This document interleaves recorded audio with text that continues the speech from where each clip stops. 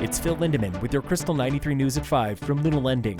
Day 3 of a missing persons search in Officers Gulch and still no sign of Sean McCart. Local teams have been at Officers Gulch since Monday when his truck was found nearby. He was last seen in the Vale area 5 days ago. Relatives say they last heard from him over a week ago. Summit's emergency managers are asking for patience with the new SC alert system. They just made the switch to a new system today. And during yesterday's gas leak and evacuation in Silverthorne, people countywide were getting alerts and calls. Some emergency calls were being flagged as spam. Officials say they are working out the kinks to eliminate repeat and confusing alerts. In just a few hours, Mark Lydell is taking over as interim town manager for the town of Silverthorne. The longtime assistant town manager fills in for Ryan Highland, who just resigned last week after nearly 2 decades with the town. Soon the hunt is on for a full-time manager. Coming to Silverthorne next week is the annual State of the River with Colorado River District. Spokeswoman Lindsay DeFreitas gives Krystal 93 a sneak peek. Expectations for the runoff. What is the snowpack doing? We've seen a lot of headlines about how rapidly it's decreasing this year. They will dig deep into what's happening here locally and what it could all mean downstream. Some of the average inflows expected in the big system into Lake Powell for the months of April through July dropped from 67% of average down to 55% of average.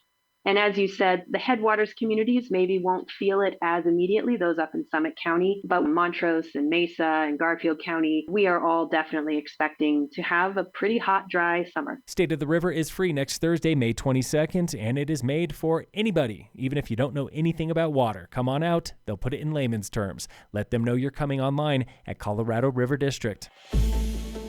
This week on the State of Summit. Big round of applause for the Tiny Home!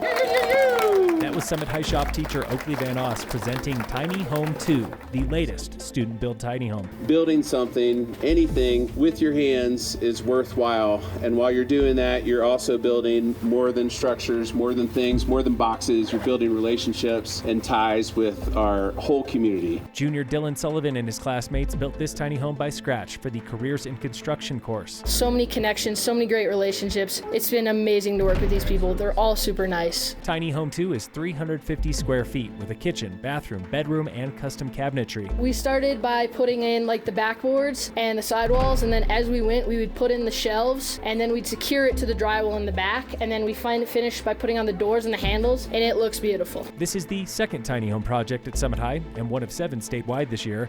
And again this year, students had help from dozens of local mentors like Heath Kaufman of Kaufman Construction. The second year we had a little more time and a little better plan and idea of how it was going to go, and so it went much smoother, and here's the result. Kaufman by now almost considers the tiny home project a job interview. Would you hire these students to work a crew out around town? I've got 2 of them working for me right now. Tiny Home 2, it's now on the market. Asking price, $90,000.